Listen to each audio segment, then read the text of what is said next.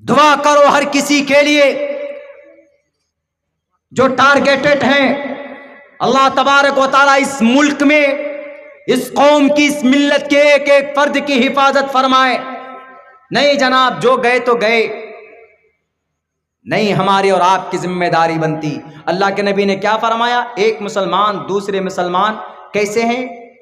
کجسد واحد، ایک جسم کے مانند ہم اور آپ۔ میرے بھائیوں، سب سے خوبصورت نظام ہمارے پاس، سب سے خوبصورت سسٹم ہمارے پاس۔ حقیقت بیانی کریں تو اندر کر دیے جاتے۔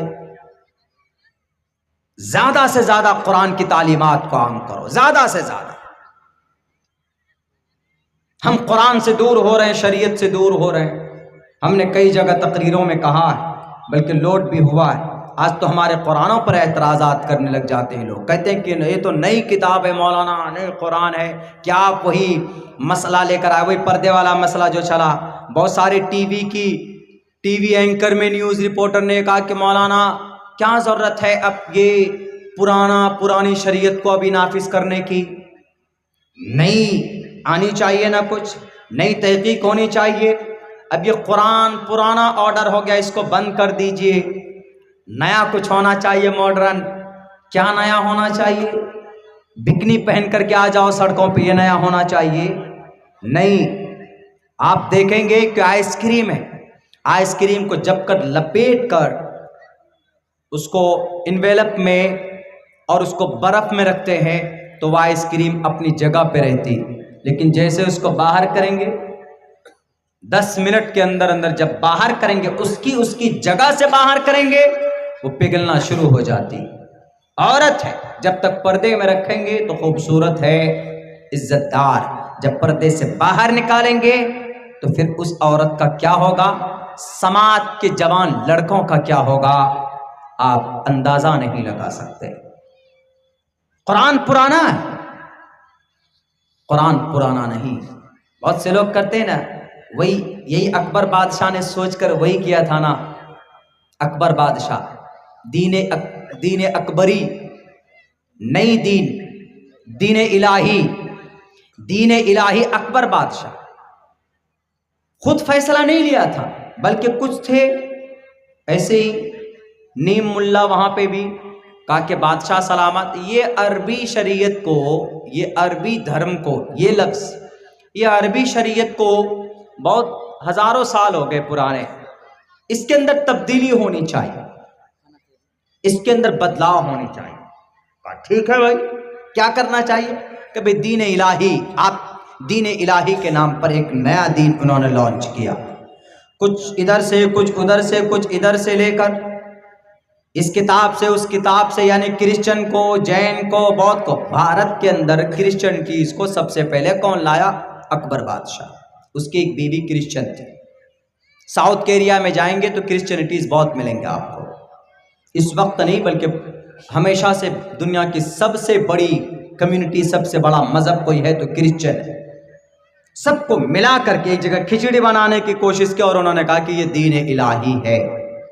لیکن اس وقت قربان جائیے، اس وقت ایک بڑے عالم دین، اس وقت ایک بڑے اللہ والے، اس وقت ایک بڑے اولیاء اللہ، اس وقت ایک بڑا مجاہد، ہمیں پتہ ہونا چاہیے کہ بھئی کیسے ہر زمانے کے اندر اللہ تبارک و تعالیٰ بھیجتا ہے۔ اللہ تبارک و تعالیٰ اپنی شریعت کی حفاظت کے لیے بھیجا ہے۔ اللہ تبارک و تعالیٰ امام احمد ابن حنبل کے زمانے میں قرآن کو غلط عقیدے سے، غلط طریقے پر پیش کیا تو احمد ابن حنبل ایک بہت بڑے امام گزرے، ایک بہت بڑے، بلکہ یہ کہیے کہ عالم دین گزرے۔ احمد ابن حنبل نے یوں کہا کہ بادشاہ اس وقت عباسی سلطنت کا پورا ڈنکا بجتا تھا، انہوں نے کہا کہ میں تمہاری طاقت کے سامنے جھکوں گا نہیں، شریعت کے، قرآن کے، سنت کے خلاف تمہارا عقیدہ، یہ تم قرآن کو اللہ تبارک و تعالیٰ کی مخلوق قرار دیتے ہو، خلق خدا، یہ ہو نہیں سکتا ہے۔ ان کے سامنے مقابلہ کیا اور پھر جو صحیح عقیدہ تھا قرآن کے تعلق سے وہ بالکل روز روشن کی طرح آیا کر کے احمد ابن حنبل نے لوگوں کے سامنے رکھا، اور اس کے بعد آ جائیے، ایک نام ہے سہیل کا، سہیل انصاری کا، ایک نام ہے ذوالکویش کا، بہت جنید بغدادی کا، ایک ہے غزالی کا، علامہ ابن تیمیہ کا، امام نووی کا۔ یہ وہ لوگ ہیں جو عباسی سلطنت کے بعد جتنے بھی ظلم فسادات ہوئے اس دھرتی کے اوپر اپنی شریعت کو بدلنے کی یا بدنام کرنے کی کوشش کی گئی، یہ اللہ والے، یہ اپنے وقت کے علماء کرام تھے۔ علامہ ابن تیمیہ، امام نووی رحمت اللہ علیہ، یہ لوگ تھے، انہوں نے اپنی علم کی روشنی میں قرآن کی، شریعت کی، ان کو بچانے سے، بلکہ یوں کہیے کہ خرد برد ہونے سے لوگوں کے سامنے جو صحیح کانسیپٹ ہے، صحیح عقیدہ ہے، لوگوں کے سامنے پیش کیا۔ بالکل سیم اسی میتھڈ پر ہمارے اس ملک میں جب آیا تھا اکبر بادشاہ، تو اکبر بادشاہ تھا مسلمان لیکن تھوڑا زیادہ سیکولر تھا۔ انہوں نے دین الہی کے نام پر ایک نئی شریعت، ایک نیا قانون، ایک نیا سمویدھان بنانے کی کوشش کی۔ اس وقت ایک بڑے عالم دین شیخ مجدد الفسانی، انہوں نے مقابلہ کیا ان کا، اور ان کو کہا کہ اکبر بادشاہ، تم بادشاہ ہو، تم کرسی اقتدار پر بیٹھو، اور تم کرسی کے بادشاہ ہو، تم قرآن کے بادشاہ نہیں ہو سکتے۔ قرآن کا بادشاہ وہی ہوگا جو قرآن کا عالم ہوگا، احادیث کا بادشاہ وہی ہوگا جس نے سائے ستہ کو پڑھا ہوگا، بخاری کو پڑھا ہوگا، ترمذی کو پڑھا ہوگا، مسلم کو پڑھا ہوگا، ابو داؤد کو پڑھا ہوگا، نسائی کو پڑھا ہوگا، ابن ماجہ کو پڑھا ہوگا۔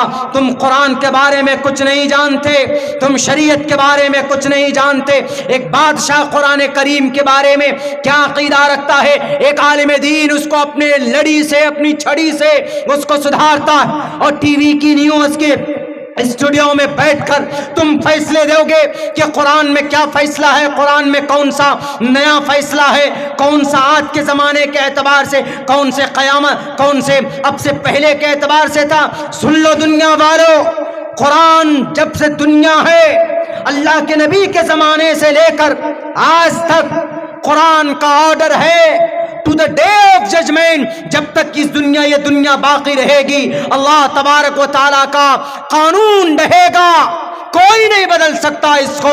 اگر تم کو لگتا ہے کہ قرآن پر عمل کر کے دنیا میں ترقی نہیں کیا جا سکتا تو اٹھو، دنیا کے اندر ڈاکٹریٹ کا کوئی نظام نہیں تھا۔ دنیا کو سب سے پہلا ڈاکٹر اگر کسی نے دیا ہے، اس ڈاکٹر کا نام شیخ حسین علی ibn Sina, Bu Ali Sina, the theory and practice of medicine. 10 lakh الفاظ والی کتاب القانون، یہ لکھنے والا کون؟ ابن سینا۔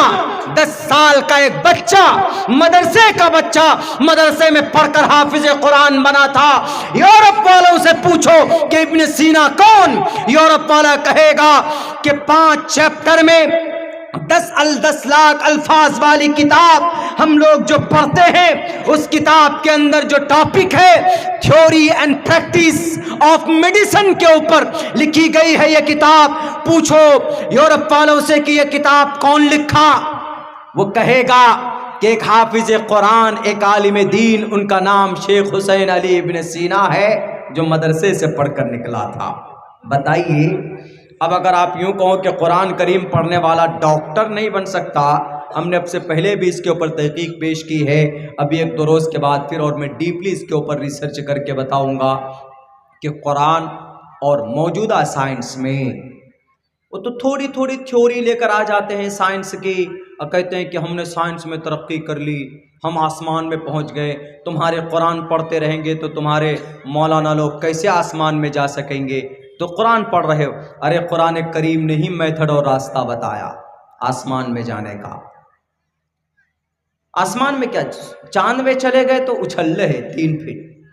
اللہ کے نبی علیہ الصلوۃ والسلام، سبحان الذی اسری بعبدہ لیلا من المسجد الحرام الی المسجد الاقصی الذی بارکنا حولہ لنریہ من آیاتنا۔ براق کے ذریعے سے اس سفر کا واقعہ کیوں نہیں پیش کرتے؟ اس وقت تو تمہارا کوئی آیا ہی نہیں تھا، وجود بھی نہیں تھا۔ اور یوں ہی نہیں، اگر ابھی چلا جائے چندرما میں تو کئی مہینے لگ جاتے، راکٹ لانچ کرتے، کئی کروڑ روپے خرچ ہوتے۔ وہاں تو پروفیٹ محمد صلی اللہ علیہ وسلم منٹوں سیکنڈوں کے اندر چلے گئے۔ قرآن صاف لفظوں میں بیان کرتا ہے. آپ علیہ الصلوۃ والسلام گئے. اب بتاؤ کیسے گئے؟ لوگ بولتے تھے کہ نہیں آسمان میں سوراخ نہیں ہے، آسمان کو چھید کر کے کیسے آپ کے نبی چلے گئے؟ کچھ دنوں تک یہی الزام تھا کہ نہیں، یہ سبحان الذی اسری بعبدہ لیلا من المسجد الحرام الی المسجد الاقصی الذی بارکنا حولہ لنریہ، یہ غلط ہے، سائنس کے اعتبار سے غلط ہے. کیوں؟ چھت میں سوراخ کر کے کیسے چلے گئے آپ کے نبی؟ اور جب لوگ چندرما میں چلے گئے، چندرما میں چلے گئے، چاند پہ، مارس پہ چلے گئے، مارس، چندرما، جوپیٹر، وینس، ان سب کے قریب پہنچ گئے، تو اب کہہ رہے کہ نہیں پاسبل ہے. اب پاسبل ہے. ہمارے نبی 1450 سال پہلے یہ سب بتا کر کے گئے. بے وقوف ہو، اب تو اعتراف کرو گے.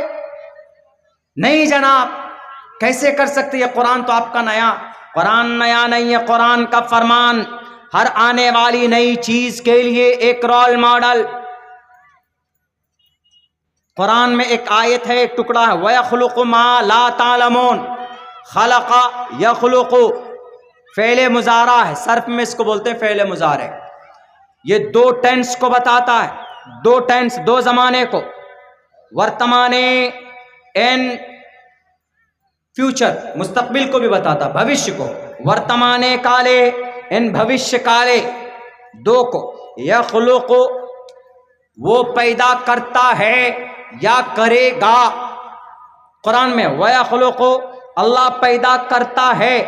آج جو کچھ بھی نئی چیزیں پیدا ہو رہی ہے نا، جتنی بھی نئی چیزیں پیدا ہو رہی ہے، وَيَخْلُقُ اللہ پیدا کرتا ہے. کیسے کرتا ہے اللہ پیدا؟ اللہ خود سے کیسے پیدا کرتا ہے؟ دماغ انسان کے پاس ہے تو وہ دماغ کہاں سے آیا؟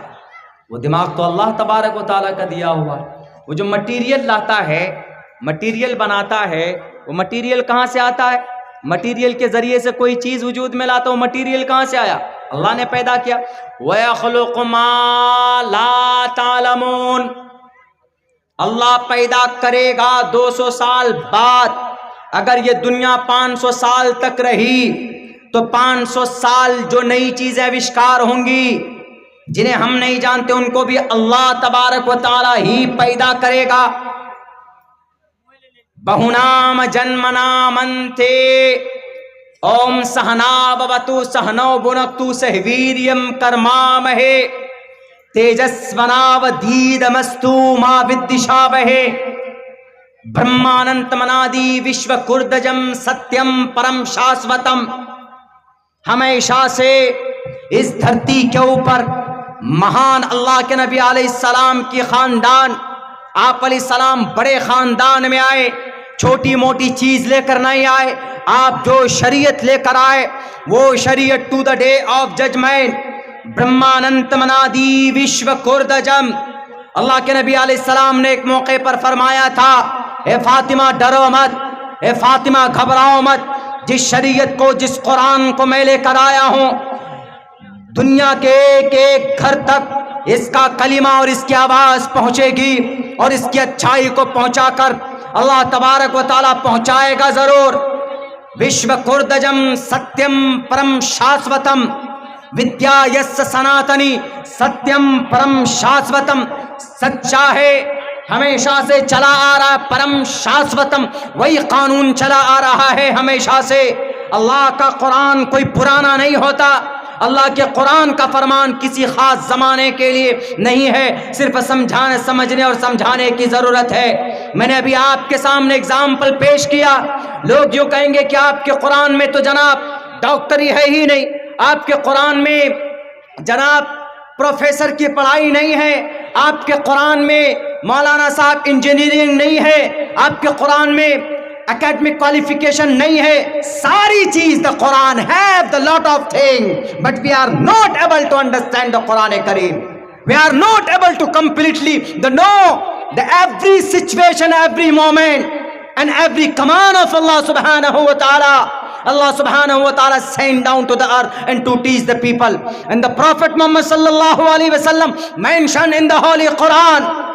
یہ مت سمجھنا کہ مدرسے میں پڑھنے والا صرف عربی جانتا ہے، صرف جناب اردو جانتا ہے، مدرسے کا پڑھا لکھا سنسکرت بھی پڑھ